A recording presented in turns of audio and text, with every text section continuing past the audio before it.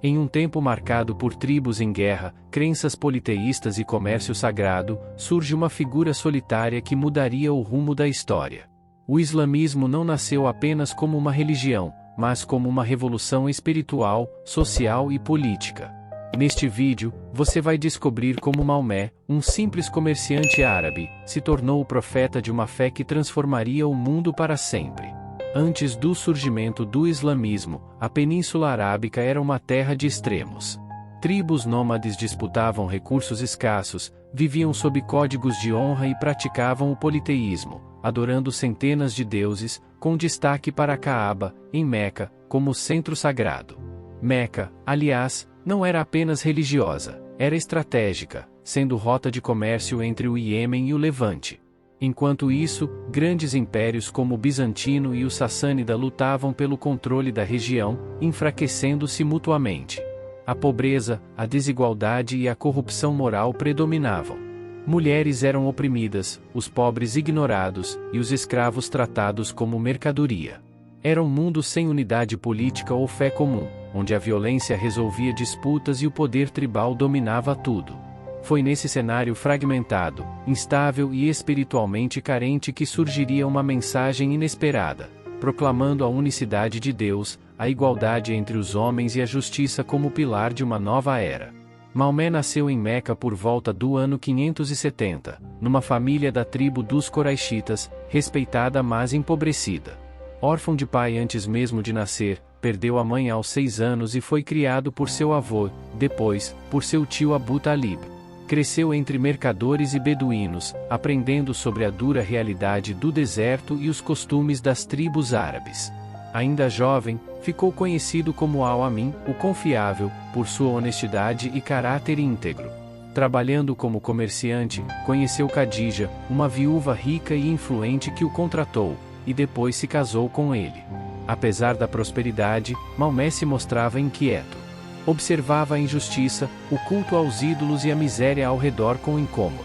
Aos poucos, se afastava da vida comum, buscando respostas em retiros nas montanhas.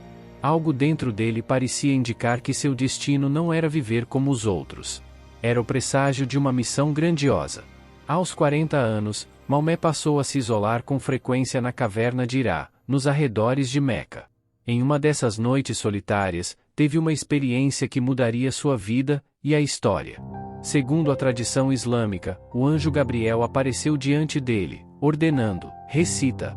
Assustado e confuso, Maomé resistiu, mas acabou pronunciando as primeiras palavras que seriam reveladas do Alcorão. Ele havia sido escolhido como mensageiro de Allah, o único Deus.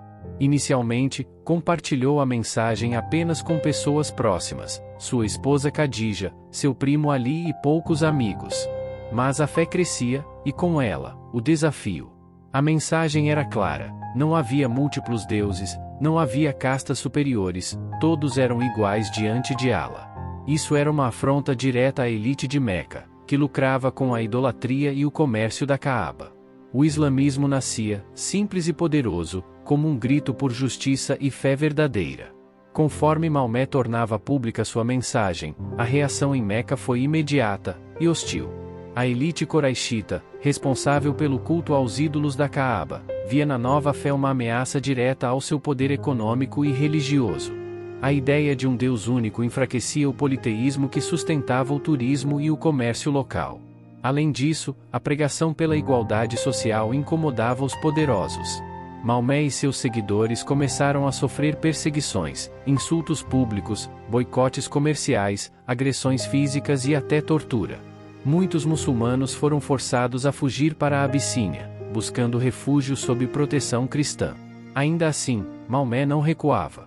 Continuava a transmitir sua mensagem com firmeza e fé. Durante 13 anos em Meca, enfrentou todo tipo de pressão, mas jamais abandonou sua missão. A cidade, no entanto, tornava-se cada vez mais perigosa. Era chegada a hora de partir. O destino, Yatrib, a futura Medina, e o início de uma nova fase. No ano 622, diante das crescentes ameaças à sua vida, Maomé tomou uma decisão histórica: partir de Meca. A fuga, conhecida como Hijra, marcou não apenas uma mudança geográfica, mas o nascimento de uma nova era. O destino era Yatrib, uma cidade dividida por conflitos tribais que havia convidado Maomé para atuar como mediador. Ele foi recebido como líder e respeitado por sua justiça e sabedoria. Lá, a comunidade islâmica se organizou politicamente e espiritualmente, formando a primeira sociedade muçulmana unificada. Pela primeira vez, o Islã deixava de ser apenas uma fé perseguida e se tornava uma força social estruturada. A Hijra foi tão significativa que o calendário islâmico começa justamente nesse evento. Em Medina, Maomé pôde ensinar abertamente, construir uma mesquita e criar alianças. Era o recomeço. O profeta que fora rejeitado em sua terra natal agora se tornava o guia de um povo em ascensão. Em Medina, Maomé não encontrou apenas paz, encontrou também novos desafios. As tensões com Meca continuaram, e logo se transformaram em conflitos armados. A primeira grande vitória veio na Batalha de Badr, em 624, onde um exército muçulmano em menor número derrotou os Quraishitas, fortalecendo a fé dos seguidores. Mas a guerra estava longe de terminar.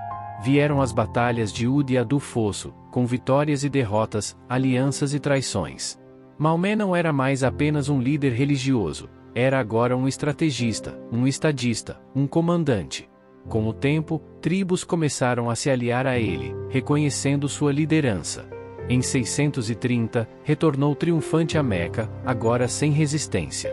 Purificou a Caaba, destruindo os ídolos e consagrando-a ao culto de Allah. Em menos de uma década, Maomé havia unificado a Península Arábica sob o Islã, não pela força apenas, mas por uma combinação de fé, diplomacia e visão. Em 632, após cumprir a peregrinação a Meca e entregar sua mensagem ao mundo árabe, Maomé adoeceu. Poucos dias depois, faleceu em Medina, aos 63 anos. A morte do profeta gerou temor e tristeza entre seus seguidores, mas sua missão estava cumprida. Em apenas 23 anos, havia transformado uma fé solitária em um movimento unificador. Seu legado foi além da religião, influenciou leis, cultura, ciência e arte por séculos. Após sua morte, os califas continuaram a expansão islâmica, levando a fé a regiões como o norte da África, a Pérsia, a Península Ibérica e partes da Ásia. Hoje, mais de 1 bilhão de pessoas seguem os ensinamentos que Maomé revelou nas areias da Arábia. A história do Islã não termina com sua morte, ela começa ali. E tudo teve início com um homem, uma caverna e uma voz que disse: recita.